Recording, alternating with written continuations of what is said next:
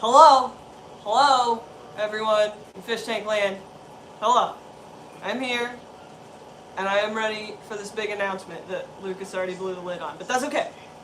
We're going to ignore that because I'm in a good mood because I just came home from the cafe auction and my puffers are breeding. So I got puffer eggs. What's up, Tampa Tom? I have puffer eggs. Shodentai puffer eggs. You can't see them because they're super teeny, but they're in this container. I saw them. There are tons of them. They're in there. Little puffer eggs. What's up? Messages. Okay. Alright. So, who is in here? Dan is here, Sean is here, Cody-san is here, Zen Ginger, Tiffany White, Redfish Bluefish, what's up? Thomas C, Shrimps with Sweaters, that's my boy. How you doing, brother? So, as some of you may know, because Lucas was in a live stream the other night and mentioned that I no longer work for him, I figured I would inform you all of what is going on. Father Fish is here. Hello, sir.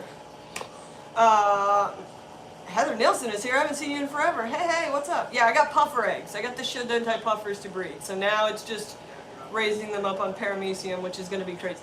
But that's okay, because I'll figure it out. You're going to call me. Amber, I'm live. Just get on my live stream. Okay, so I have puffer eggs. I went to the cafe auction. I bought shrimps that I can't deal with, so Matt's going to take them because he's awesome. And I bought an Anubis, and that's what I did. So, I now have a new job, which I start next week. And I don't work for Chewy anymore, and I don't work for Lucas anymore, and now I work Aquatic Arts. for him. So I started Aquatic Arts next week at some point. We still got to hash out a bunch of other stuff, but I thought that, how did you even know Lucas blabbed? I have people everywhere, Zen Ginger. I have little spies everywhere. Yeah. Why so serious now? I'm just letting you talk. You know? So yeah, I will now stream. be working for Aquatic Arts, and I thought I would give you guys the chance to ask questions, whatever you needed to do, whatever. No sound. Is there sound? Can you hear me? I can hear you. Okay. The husband says he can hear me, so that's great. It's on my phone.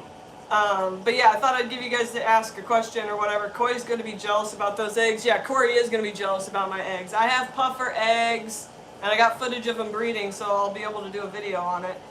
Looks like most people can hear it. Yeah, they can hear me. We're good. Yeah. Does that mean discount codes for us? Maybe. Sign up for the newsletter. Maybe. Go to aquaticarts.com. We have plenty of sales and stuff too. Dansley says, try not to hold her small stature against her. She's a mighty dragon. We got step ladders. Tampa Tom with the $1.99 super chat. Congratulations. Thank you, Tampa Tom. I'm very excited. I'm excited to work for a company that's got a lot of... Lucas just messaged me and said he's trying not to troll my chat. Go ahead and troll there, boss. Go ahead. Or ex-boss? I don't know what I call you anymore. Friend? I don't know. Tiffany just received an order from you guys. Oh, great. What did you Hope buy, got Tiffany? there great. Was it good? Did it turn out well? There he is. There's Lucas. Hello, Lucas. Awkward. No, it's not awkward. It's all good. It's all good, Lucas. Don't even worry about it. Because I have puffer eggs. And, you know. Rummy Nose Tetras and Violet Corys. Alright. Nice choices. Rummy Nose are pretty sweet. Yeah, it's only awkward if you make it awkward, Lucas. Did Lucas's channel name get longer? I think so. He's a crazy person. He's doing a lot of crazy stuff. Don't give me the green light to troll. I'm gonna take away your wrench. How about that? Yeah, everybody's been changing their names recently. Pam changed her name too. I don't really know why. But yeah. So, oh my gosh. He's a crazy person. So, I'm going to be doing order fulfillment, Yes. water changes, Yes, maintenance in general.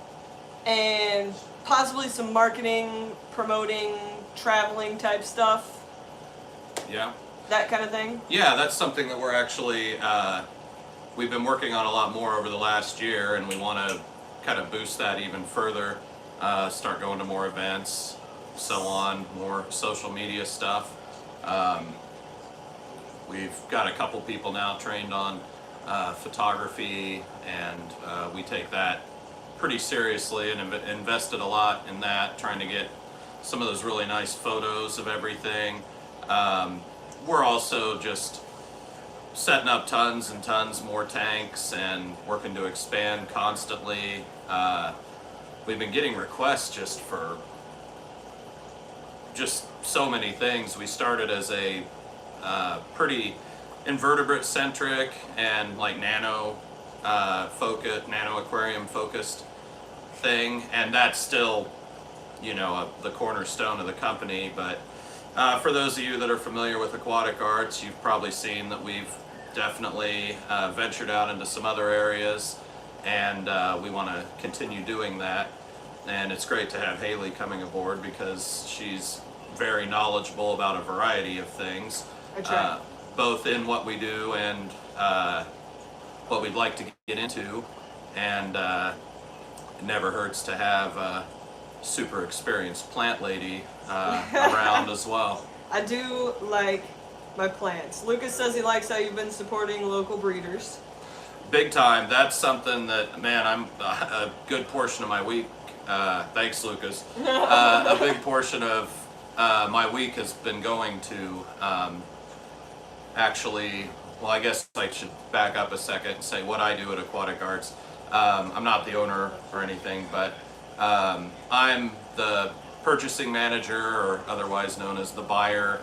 I kind of deal with all of our suppliers, and I'm really think we're really lucky in the Indianapolis area here to have a lot of people like in the aquarium club, a lot of people with businesses in the aquarium hobby. There are a lot of really skilled breeders around here, and all of the ones I've met and dealt with are super cool people. John Stoller, Victor Malloy come to mind, Bob Hargis. I could name drop all of them for What's sure. up, Bob and John today? Oh, They were both at the cafe auction. Yeah, Bob was just in the other day. I gave him some wild betas to work with.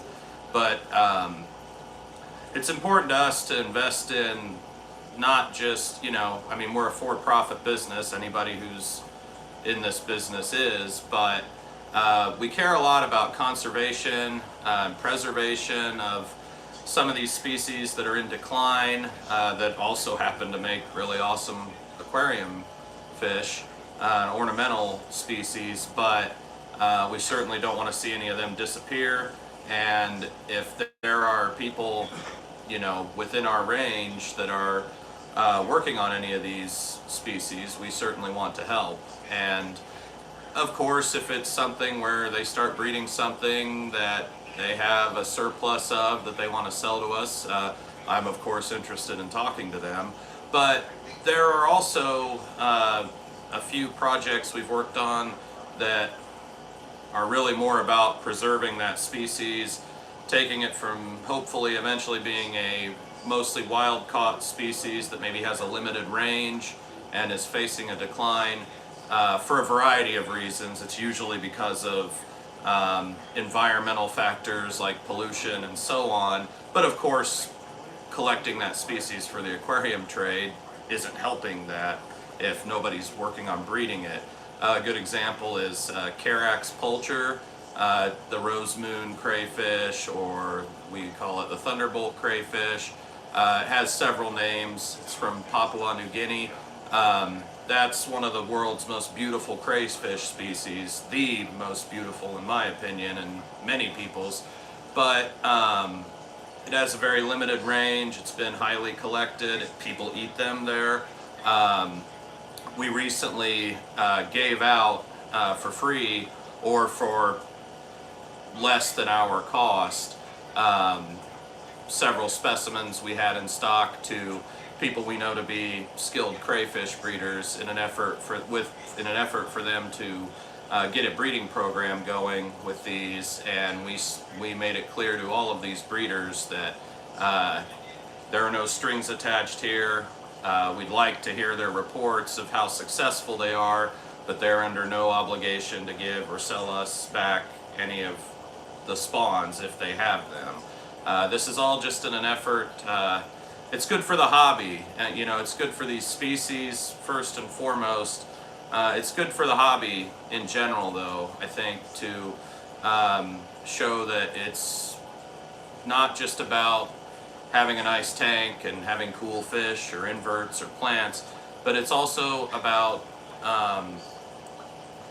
respect for these species and preserving them. And to me, and I think to everyone else who works at our company, and I know to most other people who are doing a similar thing with businesses or breeding programs or aquariums of their own, that respect and preservation of these animals and plants is kind of a key aspect of the hobby and why most of us are interested in it. Like roe fish. Yeah. Like roe fish need to be bred in a Yeah. tank so that we don't have to import them. I'm working on that. I'm working on it. Yeah. Okay, so somebody asked me a question about their pond. Just filled my indoor pond up and it stinks of eggs and has fluff. So I'm guessing you're talking about like a white, like off-wax type Ooh. stuff. And it smells like eggs. You need to be changing all that water or figuring out what is rotting in there. Something is either dead or rotting or, yeah, it's white, like a white fuzz. Do you have wood in that? That would be my question.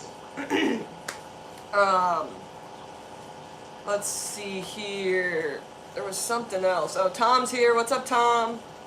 And there was another question in here. Stephen Conroe's here. What is up? Oh, it was Sean. He says, so Haley, does that mean you're going to spread the shell dweller bug to them? I'm sure they already have it. We're working on that. I actually had a guy at a meeting recently asking me about trading some of his dwarf compressiceps for some L134 plecos. So that might be the thing. start of our venture into African cichlids. There it is. You heard it here first. Okay, so no wood, no substrate. What's growing the fuzz? Just the actual pond? Is Aquatic Arts going to go to Dallas for Aquashella? We're talking about it. We were just talking about it. We're discussing it. This is all so new. Give us just a little time to make some plans. I'm going to Aquashella Dallas. Whether I'm going with a booth or with them or whatever, all that has to be hashed out. We'll be sending her with some swag at least. Right? I'll have stickers. Business cards, you know. The computer. There we go. Hey, Flynn's Fish Forum's here. What is up? What is up? Pam is here. What's up, Pam? Dwarf Sumbu. That's exciting. That was I want the them. one, yeah. Need more females. Aren't those the ones you want me to keep, Sean? I don't remember. I almost bought some multifasciatus today, but I was talking to somebody when they went up for auction and I missed it. No idea. I have just the filter and water in both and they're brand new. Yeah, you just gotta like change out all that water. I think that might be a diatone bloom too, or It's possible. It the could. water's just kind of white and cloudy. That maybe isn't so bad. You just kind of have to wait that out. But when it's getting real stinky That and stink though. has is what- like that fluffy texture, that's something you want to get out of there for sure. Yeah, you gotta change that. Alright, Lucas is going back to hanging lights, but he's gonna be lurking, so now we can talk trash. Oh. Sean still can't get his Sumbu to breed. He's got 4 tanks of them. He's been trying to breed them for forever. I don't know. I'm actually not really experienced with that fish, but the breeder I was talking to, he's another local breeder. If he, gets a hold of me, when he talked to me a few weeks ago, they were still pretty new fry. They weren't going to be ready for a few weeks to move, but I'm of course going to get whatever kind of info I can out of him.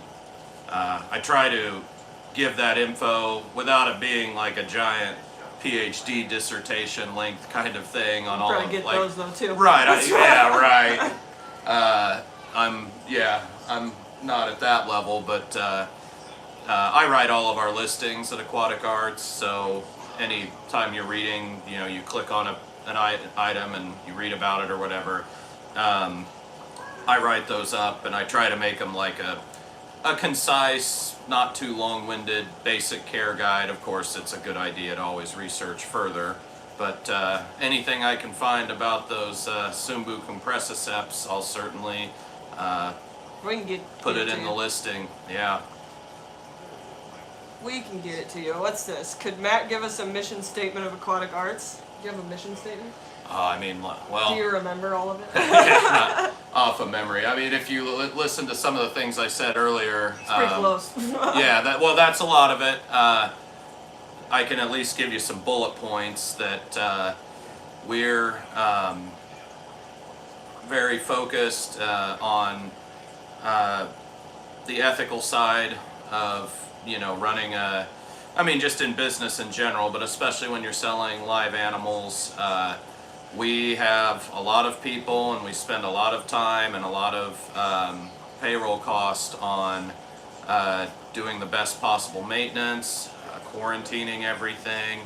Of course, anybody that's been in the hobby or certainly who's run a business in it knows that that's an uphill battle sometimes, and that even when you do your absolute best to maintain healthy stock, there are challenges sometimes, and you have to spend a lot of time and money treating tanks or doing additional water changes and so on, or learning and constantly improving your systems.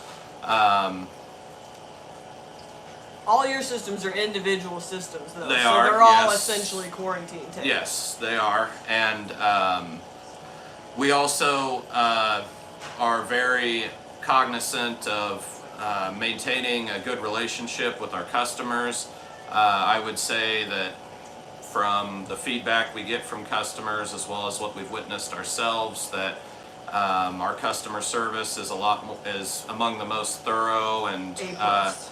generous, or at least helpful and positive in industry-wide. Ginger Graves with the $20 super chat. She says, "Congratulations, FYI, we need more wild bettas and more shellies. I have many Aquatic Arts fish in my tanks, just ordered today. Congratulations to you, Haley. Aquatic Arts got themselves an awesome person." Thank you, Ginger. I agree, and thank you. On the note of the wild betas, we've been doing some researching lately with anything wild caught that we sell. I definitely do my due diligence before ever even ordering it to see, like looking at the IUCN red list, and of course CITES, CITES, to see what the evaluation is on the wild populations of an animal. Some are so plentiful that that's the main reason they're not being bred widely in captivity, is that there are billions or trillions of them with no decline. Unfortunately, with many, not all, but many of the wild beta species, some of them are in sharp decline, and some of them have been classified as vulnerable by the IUCN. The IUCN does not legally restrict species, but it's one of the main criteria that's used by CITES, as well as individual governments, about when a species is restricted and made illegal to own or sell or import. Or unfortunately, with a lot of the wild beta species, they are not in good shape population-wise in the wild. We're actually in the middle of doing some researching into those legalities, because sometimes when a species is restricted as far as collection or ownership or import, it doesn't matter whether it's captive bred or wild caught. You are not allowed to possess that species, let alone sell it. If there are any local breeders or independent breeders who are cultivating any of those wild beta species, and it's perfectly legal to sell those, I'm of course interested. A lot of our customers at Aquatic Arts, I mean, those wild betas fit right into, kind of what we're known for. I got a wild betta burrito for you.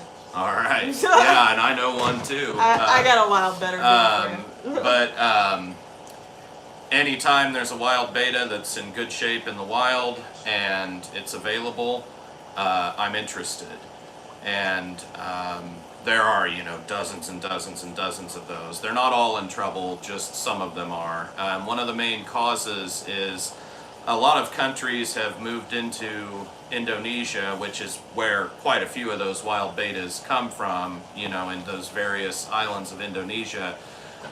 So they don't have a wide geographic range as it is, and there are a lot of countries that have bought land in Indonesia and are, or Indonesia itself, certain companies with palm oil plants, and a lot of the waste from those plants is being dumped just into waterways. Anyone who knows betas know that they don't come from fast-flowing waterways. It's pretty stagnant there, so when there's a bunch of waste dumped in there, it doesn't get washed downstream and diluted, it just sits there. And those are kind of sensitive species as it is. If, for anyone who's kept them, they know that. So it's not a really, it's unfortunately a not something that I look at super optimistically unless there's some sort of radical environmental cleanup happening. All right, there she is. Really, Amber, the betta breeder, says it really depends on the species. They're all facing various levels of endangerment. The palm oil industry, waste, and deforestation are the leading cause of the decline, habitat loss, and change. Yes, and that's something I'd like to point out is that some people who, and none of these people who are watching this stream fall into this category, but in general, there are a lot of people who kind of assume that collection for the pet trade is the main reason that some of these species go into decline, and that's almost never the case. Again, like collecting something that's being pummeled and depleted by pollution and habitat destruction, that doesn't help, but breeding it does. Right, breeding it does. And in fact, that's in some cases, that's what is preserving a species that is practically extinct. How many people have had or seen Denison's barbs? That's a species that is very widespread in the hobby now. Last I read, it was endangered in the wild. Yeah. So anyone you see in the aquarium hobby is almost certainly going to be captive bred, which is good. But the aquarium hobby, you do have to collect from the wild to start captive breeding projects, and then you might need to collect from the wild a little further to keep your genetics strong and avoid severe inbreeding. So, I mean, that's kind of the good side of wild collection, is that it's maybe the only thing that's going to preserve some of these species that are being obliterated by environmental factors like pollution and habitat destruction. You're getting a thumbs up from the betta breeder for your knowledge of that. So well, I'm just doing my job. Thank you. The betta police are happy. Thank God. Magnus's phone's dying. He's leaving. See you later. So for those of you just joining the live stream, I have puffer eggs. I got the Shodenti puffers to breed, which is awesome. And my new boss actually has amazing knowledge of apparently bettas and all other things. Like, this guy is a wealth of knowledge. He doesn't act like it, but I've seen him go through slides and just rattle off information about so many different species. I just riff at those meetings. Whatever. You can go through an entire, there's like a billion different species in this talk he's doing, and he knows something about all of them. Well, it's easy, when I came to work here, I've been at Aquatic Arts for about 5 years when it was really just a startup at first. It had been going for, I think, a year and a half or so. Like 3 of you at the beginning? Yeah, by the time I got there were about 5 of us, including the owners. And that was when, the growth was really starting to like escalate. But I knew a lot. I've been keeping aquariums. I'm 36. I've been keeping aquariums since I was 11, pretty steadily the whole time through, and I've done a bit of everything. But you know, I knew a lot when I came in because it's just something I'm like passionate and interested in. But when something becomes your job, and like, you know, my job is to write listings or to look at, you know, what suppliers have available and get my finger on the pulse of maybe, you know, what aquarists want or what they're interested in. Boy, you know, getting to spend several hours a day on that has really helped me learn a lot more. Yeah, and I mean, I tell guys, like at our shop, we have a kind of a variety of employees. Most of them have kept aquariums and are interested in aquariums to some extent, and some of them are just excellent workers that are very intelligent and have certainly learned a lot, but maybe they're not necessarily, you know, and I say this lovingly, I am one, but you know, a fish nerd like we are. But I always kind of tell everybody, like, not everyone here needs to be an expert, but we're dealing with live animals and plants. There are important ethics involved in that beyond just the business side of it. I don't really care about house paint personally. I'm not passionate about it. I don't have anything against it, but it's not something I spend time reading about. If I was working at Glidden or Sherwin-Williams or someplace like that, you bet I would learn everything there was to know about it, if not for no other reason than just my own good, my own success. Right. So it's been nice though to be working somewhere where it's my job to learn a lot about something that I care a lot about and I'm interested in and used to learn a lot about for free or for my own enjoyment.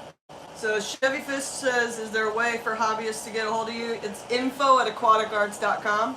Yeah, and if you have a question for me specifically, you can put attention Matt. We've got, we've got a good sized staff. We're not, we don't have 50 or 100 people working here, not yet anyway. But yeah, we monitor our emails regularly and daily. Sunday's about the only day that we don't have somebody typically answering emails for at least part of the day. I don't think I've ever sent you guys a message where you haven't responded within 24 hours. Yeah, that's generally the turnaround, if not sooner. Yeah. Usually we have customer service in for about half the day on Saturday. If you're emailing us on the latter half of the day, Saturday or Sunday, it'll probably be Monday before we get back to you. Any other time, you'll probably hear back from us that day or within 24 hours, like by the next day. I spend a lot of time monitoring my emails. Sometimes I have a lot of them, but if any of you have a question for me or something you want to talk about, or if you're breeding something that you're looking to maybe sell or anything like that, hit me up for sure. info@aquaticarts.com, and then just put attention Matt. Even if you don't put that, if it's a question like what I just described, it'll get put in my folder anyway. Yeah, Ginger says she first heard about you from Alexander Williamson. That would be The Secret History of Living in Your Aquarium. That guy's been super genius. Great for us, and I mean he's got a great channel going too, and he's a super cool guy. If he wants to learn something, that's where you need to go, because that guy will teach you every single piece of information he can find on a subject. Yeah, very thorough. Super thorough. Tom Patterson said, job change, yes. I now work not for Chewy, not for Lucas, but for Aquatic Arts. So I have one job instead of two crazy jobs, one amazing job. Matt the manager? Matt is the purchasing manager. Yeah, we have a few people that are in like managerial type roles there. We have a pretty well organized, but for as much as it can be for, as you get bigger and bigger, it can't just be everybody does what they want. But we definitely, we have we have a few people that all kind of oversee different departments, like say customer service or like floor manager. We have a floor manager who kind of organizes the shipping day and oversees and organizes the schedules of like the whole maintenance crew and order fulfillment, which realistically that's kind of a dual duty that most of our employees have. They don't, nobody really spends the whole day doing one repetitive, boring, monotonous thing at Aquatic Arts. We do our order fulfillment each day, and then we switch to doing maintenance and prep for the next shipment day. Right now we ship Monday through Thursday every week, and that volume daily can, of course we're in the middle of winter right now. We can't make some shipments to some areas that are experiencing super cold weather. But of course, as soon as that first warm day, couple of days comes up, we get caught up. Yeah, and I mean, our volume of shipments in the each week is well into the thousands. Amber said, so you all don't have a storefront, right? Like I can't just come in and wander around and spend so much money when I'm there in March, because that's what... We are working on that.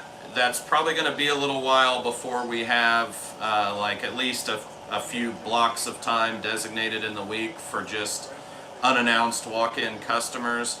That said, if you're going to be in the area, if you want to... She's going to be speaking. Oh, Circle okay. City. Oh, great. Well, if you want to... And we've had past speakers from that club come in and take a tour that day, and they ended up grabbing some stuff and taking it back home with them. Just give us a heads up, please, and email us. And yeah, well, I mean, if somebody wants to take a tour, especially, it's just kind of preferably by appointment right now. We do get pretty busy in there when we're having a big shipping day. However, there are those of us there who are, Dog fine escape. to give you a little tour around the place. And if you come in and you want to, kind of have a look at the facility, but then also maybe pick up a few things, we do that. Yeah. Ginger wanted to know when Amber's speaking. Amber is speaking at the Circle City Aquarium Club in March, first Thursday of March. She's going to do her Wild Betta Talk. Chicago is not too far away, Gone Mad. You can come. Ginger, you can come too. I know you like to drive. We're not too far off of, there's a I-65 exit probably 10-15 minutes from us, a couple of them actually. So we are in Brownsburg, just barely in Brownsburg, west of Indianapolis, west of Eagle Creek Park, about 3-4 miles, would you say? So yeah, actually we're, as far as like coming to Indianapolis from Chicago, we're one of the nearest exits. It's really not that bad. Yeah. Okay, so Chevy Fish wants to know quarantine procedures and duration, and what do you do for disease prevention on new imports? Well, it kind of varies for every animal that we have. We don't get anything in and then just get it in our tanks and then ship it right back out. We do have certain species that we found kind of will come in pretty regularly with like a bacterial infection and things like that. We try not to really blanket use antibiotics unless they're needed, because we're all aware of the kind of declining effectiveness of antibiotics because of overuse. However, we do have a couple of employees that are that I would say are probably an expert level on identifying and treating fish diseases. It varies for each animal.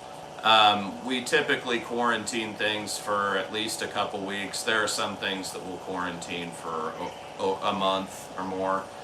Typically, with most aquatic animals, if you quarantine them for around a month, you're probably going to discover if there is a disease, you will have found it by then. We obviously do some like deworming and parasite prevention or cleaning for some of the wild caught species that we sell, especially if it's like a benthic or bottom dwelling wild caught animal, it's gonna got have something. some sort of a parasite. Not necessarily like horrible, but you of course don't want to pass that on to a customer or to any other animals. Right. So especially with our wild caught stuff, we sit on that for longer, and we just kind of assume that it's probably going to have a parasite. You know, and a lot of those are easy to see before. I mean, you pull the bag out of the box and you can see what they have. There are others where they look and behave completely normally. A lot of your wild caught cories, they're fine when they come in, look like $1 million, and then they just sort of start dropping off a few a day, and you can't figure out what's wrong with them. That's almost always an internal parasite. It's good to have some there are many treatments. One that really helps with a lot of things is fenbendazole. Fenbendazole. What do you know about African dwarf frog fry? I don't know anything about those. Tom's having them die at 14 days old every time. No clue. I don't have any experience breeding those. I've kept several of them, and those are kind of one of those saturated in the hobby type of animals. But I mean, just a classic, great aquarium animal. But I know next to nothing Probably about a breeding different those. sized food or something. Yeah. That's generally, it's always something about the food. Like, If they're making it to 14 days, your water parameters are fine. yeah, it can't be the water. If you've got delicate fry that are doing fine, then I guess that's, it must be finding the Something right type food. or size of food. Yeah. How often is the website updated? We update our collections, and as far as like what's sold out, moving it to the bottom, and the stuff that's not up to the top. Every day or two, every day we make some sort of update, or it's kind of in real time. Like if we have something that was doing fine and we put it in stock, and then suddenly it's having some sort of a problem or whatever, we immediately take it out of stock. As far as our inventory, that goes along with the quarantine schedule. We have several, you'll probably, any of you that have been to our site the last few days, notice that we're sold out of a lot of stuff. A while back we got a international shipment of hundreds and hundreds of things. So you're going to see a lot of stuff being put back in this week. I make up weekly specials for us. We always put anywhere from 16 to 24 or so items on sale for Monday through Friday. Of course, I do that every week.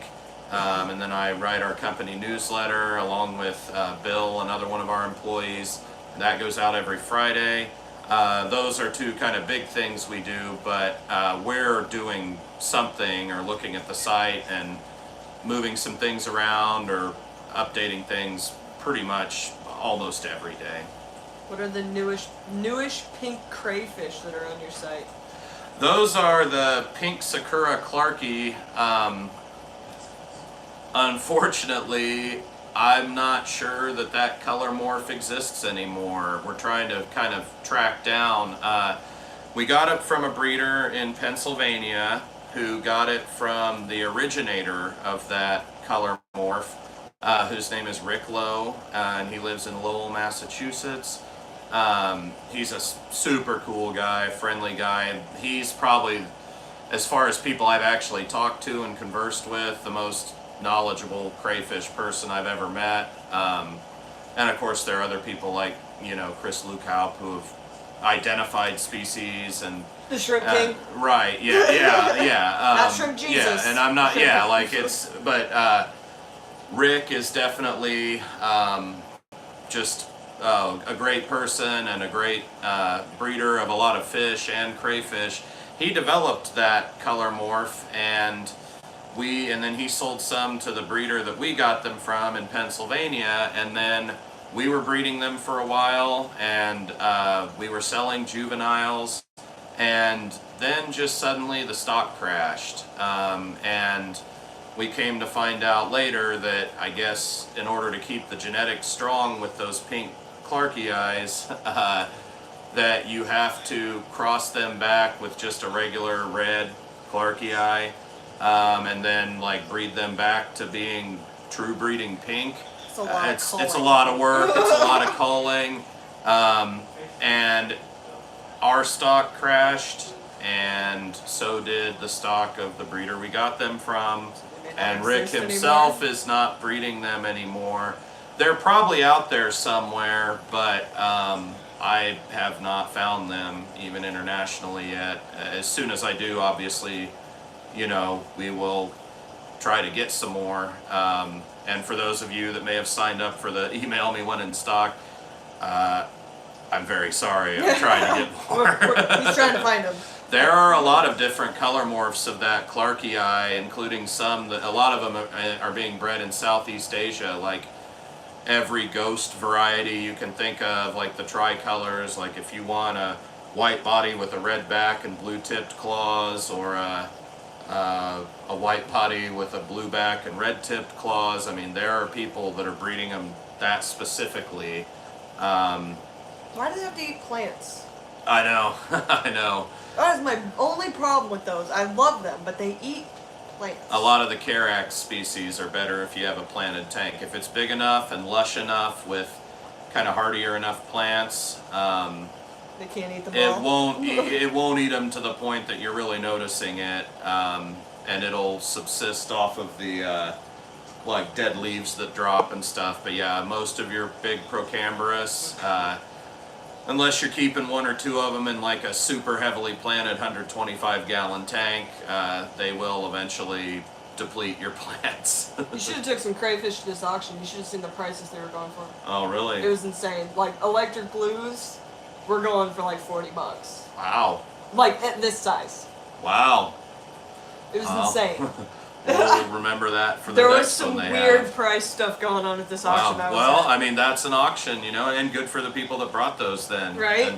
And it's worth it, you know, to pay more for small batch stock sometimes. I mean, there are some things that I don't think it's like what? there's really a difference, but like, you know, there with crayfish, especially that species, the Procambarus, Clarkii and Alleni, those are one of the only animals where if you breed a red one and a blue one, you might get a purple one or a pink one or a mix of those colors rather than just a bunch of fry that reverted back to the wild color, which is usually what happens, not always, but that's a fascinating species we've already seen just unlimited possibilities for color morphs. There's even a jet black one. Yeah.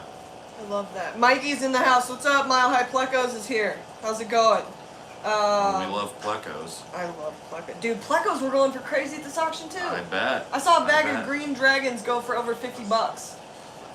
That's one It that's was not insane. widely available. I mean, some of these are a thing where really your only source generally is a local breeder. There isn't anybody that's mass producing those, or very few. Although I did get a message from Chris as soon as I got home that said everybody had almost all left. They still had 2 tables left, and plants and shrimp were going for like $1. Oh, And I'm like, well, I left too soon. you Dang gotta it. get them gotta wait till sold. the Get end. them sold and and wait till the end because people get tired. We took off. I moved the one bag that I needed up. I paid $2 to move my bag up, and I got it. And it is a sweet Anubis. That's what I got. Is that a Nana? I think it is. It says Anubis plant. Probably a Not Nana. specified. But yeah. I'm guessing it's a Nana because of the size of the leaves, Yeah. but that's a guess. That's not a young plant either. That's, Yeah, I paid $12 for that. yeah. That thing is awesome. Well worth it. Awesome. 44 Mad Guy says congrats on 2K subs. Thank you. Thank you. Yeah, I hit that like, I don't know, 2 weeks ago, something like that. Shrimps with Sweaters t-shirt, you can get that through his Instagram. Just hit him up, Ginger, he will help you out. Plecos are cooler. Plecos were going for crazy prices, man. Plants are not dumb. Whatever. I'm not fighting with you today. Plants rule. Well, those two things go hand in hand for Yeah. at least for a lot of plecos. I got a whole nother batch of baby plecos in here.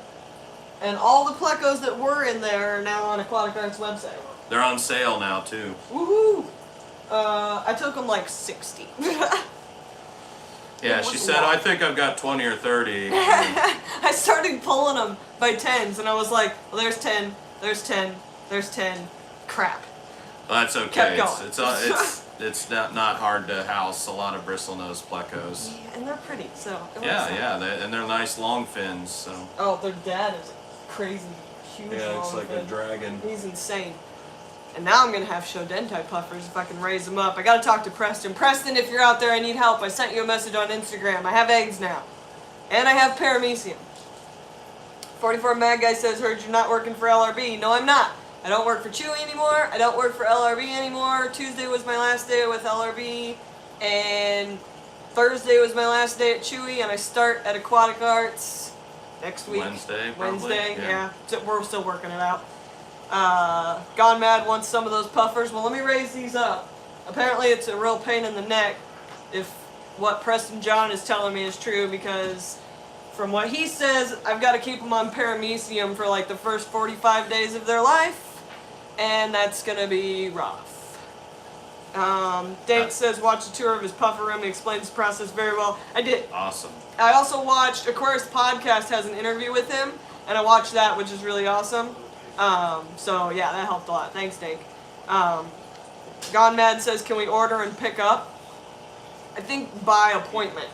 At Aquatic Arts? Yeah. Yeah. Well, not in my house. And the way that process, yeah, she has her own policies for what she's breeding in her own home here, but we're by appointment only. that we here don't at Oddball govern. Aquatics. Yeah, but as far as at Aquatic Arts, you place your order like normal. Unfortunately, the way that like our web host and stuff is set up, you will have to initially pay shipping as if you're having it shipped to you, but then you just email us and we will immediately refund your shipping and schedule a time for you to come pick it up. And that's not dictated by like, well, when we have time for you to pick it up. Like if we're in working and open, which spans from like 8 a.m. to at least 8 p.m. every day, as far as like when someone's in there working.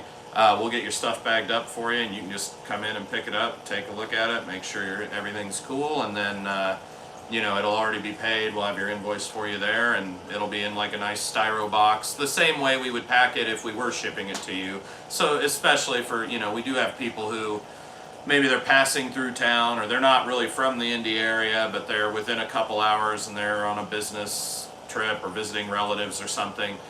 We will pack it up. We will air up the bags with pure oxygen, again, as if we were shipping them. So and there'll be styro-lined box. So Mine even had stickers in it when I picked it up. Yeah. So you don't Like, ooh. you don't have to pick it up and then drive it straight home. Like if you were going into a shop where they just kind of grab Give you the a bag? bag with atmospheric air. Yeah, you can do a local pickup with us. You guys And fill with I oxygen. can't remember if I think it's 10%, but we have a local pickup discount. And also, if you're a member of the Circle City Aquarium Club, you're entitled to 15% off. Yes, we are. Card carrying members. So the process for that, if you're a CCAC member, would be to when you email us and say, hey, I want to do a local pickup instead of having it shipped, you would just send us a picture of your membership card that is in that's in good standing or whatever. And also if you're part of an aquarium club that's from too far away to come pick it up, we've done over the last year especially, we've done quite a few group buys for aquarium clubs where we give just a discounted price on the whole order, and the people in the club They all get together. make a group order and send it to us, and then I imagine the club kind of collects the money from everyone. That's really up to them. Right. But and if you have an aquarium club near or far, if you're in the United States, feel free to get a hold of us, and sometimes we'll sponsor things or events, auctions, things like that. If you have an aquarium club, we'd love to hear from you. info@aquaticarts.com. There you go. Hunter, yes, you definitely have to come to Indiana. It's not Illinois, it's Indiana. But yeah, if you go to Chicago, Aquashella, then you can make a trip down here. We're about 2.5, 3 hours from like the Chicagoland area, Yeah. depending on traffic. But yeah, I mean it's With traffic, 5 100, hours. 150 miles, something like that. It's really not bad. Most of that's a long, boring drive down I-65. Tom wants to know where he can put in his application to work for LRB. I don't think LRB's hiring anybody. I think he's moving to an island. I'm not really sure. He's gone off the rails, you guys. I don't really know what he's doing. You're gonna have to ask him. I don't know. We're still friends. Everything's still cool. I just, I got a job where I can make more money and work with more fish and not, I don't know, be stuck in Lucas's basement changing his water all day long. Donald said it was nice seeing the Bashirs breeding. I have an albino, but unfortunately I don't have a pair and cannot import fish, and no pet shop has brought any in about 3 years. Ooh. Oh man. They have them sometimes if you go to like actual events with vendor tables, not just swaps that are local breeders, sometimes vendors will bring stuff like that. That's where I got my platinum Bashir. Ginger Graves. Yeah, 4 or 5 hours away. That's not far. What are you, down Tennessee. around Nashville or? Yeah. Yeah. Donald's in Trinidad and Tobago. It's gonna be harder for you to get here. Yeah. Okay, Matt, dream fish. Dream What is fish. aquatic arts in search of? Well, if you mean my dream fish personally, some of my favorite things are, I love a lot of oddball fish. I love Bashirs too. I like a lot of, predatory fish. Stingrays are like a holy grail to me. Plecos, though, as far as something that you kind of see more of. I love plecos, suckermouth catfish, catfish in general. Honeycomb cats. I like those. We're Love actually those. working on getting some of those. There are a couple of farms that are breeding those now. They're not all wild caught. We do have the Milky Way wood catfish, by the way. They're another Tatia wood catfish. As far as dream fish, as far as like what I'd like to get at Aquatic Arts, the obvious things like that are, perennially big part of the hobby, like, cichlids in general, African cichlids as well. Those are just a matter of space. You don't just get a couple of types. You've got to have a huge selection. I'll tell you one thing now that is getting popular and is not very accessible are the various color morphs of Japanese rice fish, Oryzius latipes. We used to have the orange yukihis, and we were one of the only people that sold those, and thankfully a few people like John Stoller bought some off of us and are breeding them, in small numbers. Those rice fish for a long time were something that were popular everywhere else in the world where there's an aquarium scene, except the United States. I think a couple years ago or so, Amazonas Magazine, a great publication, ran an article on them. They were actually the cover. They did a big article on Medecas. Medaka. Well, and that's another word for Japanese rice fish. Okay, I was going to ask you, I was like, is that Medecas There's or Medacas or whatever? several species of rice fish, and almost all of them, I think, the genus is Oryzius, but the Medaka is specifically the Japanese rice fish. It's the most studied vertebrate animal in the world, even more than the zebra danio. Really? It's been, they've been sent to outer space to study the effects of space travel on vertebrates. I think they've even been spawned in space. They are, they can live in anywhere from like barely above freezing to like 100-degree water. They can live in fresh, brackish, or fully marine water. They're one of the most adaptable animals known, in history. There are the kind of standard color of them is they're kind of a clearish or a white pearly color. Those are called pearl or galaxy Medaka. But there's like a blue-gray. Some of those nicer specimens of those are like a sky blue color. We've had those a few times. There's the yukihi, which is orange.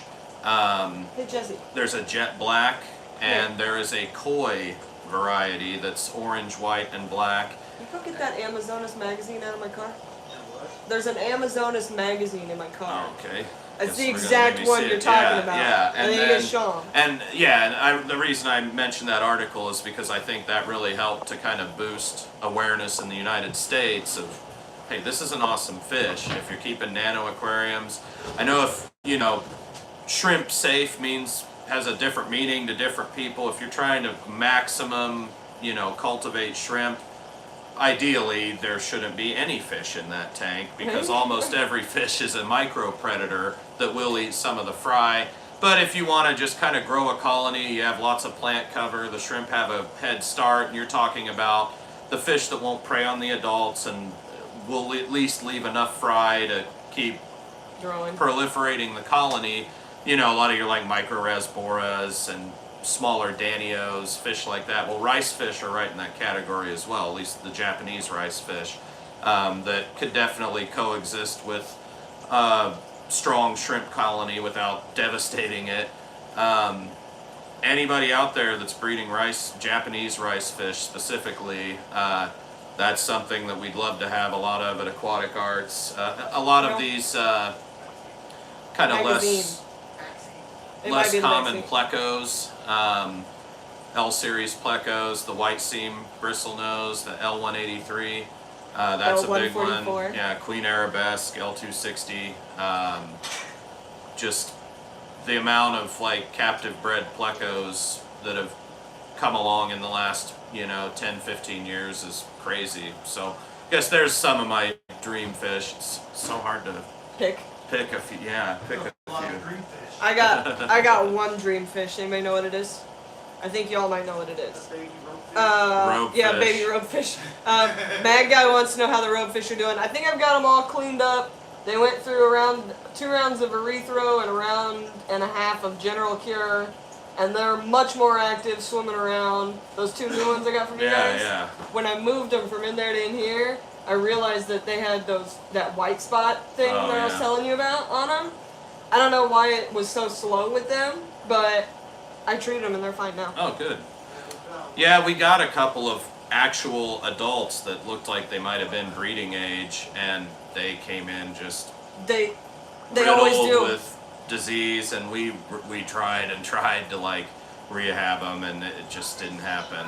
And so Haley got stuck with a couple more that she's gonna have to wait years to I gotta mature. grow them out. That's okay. I'll get more eventually. I gotta put in more ponds. The rainbow ropefish, yeah, that would be great. Honestly, I think golden ropefish. I think a black ropefish Oh, would that'd be be awesome. dope. Like a I saw a what's golden that one. called? Hypomelanistic? Oh yeah, Or yeah. yeah. Yeah. No, hypomelanistic, yeah. Yeah, hyper would be. Or that would be amelanistic, like without melanin. Right. Right. I don't know. Hashtag ropefish. That's all I'm saying. But yeah, they're doing good. They are much more active. They're eating better now.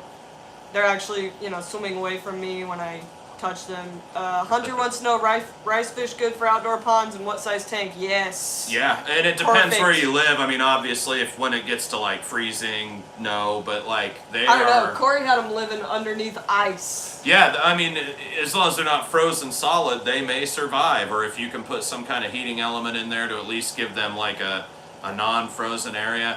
They're a subtropical fish at best. I mean, Japan, it snows in Japan. It's not warm there.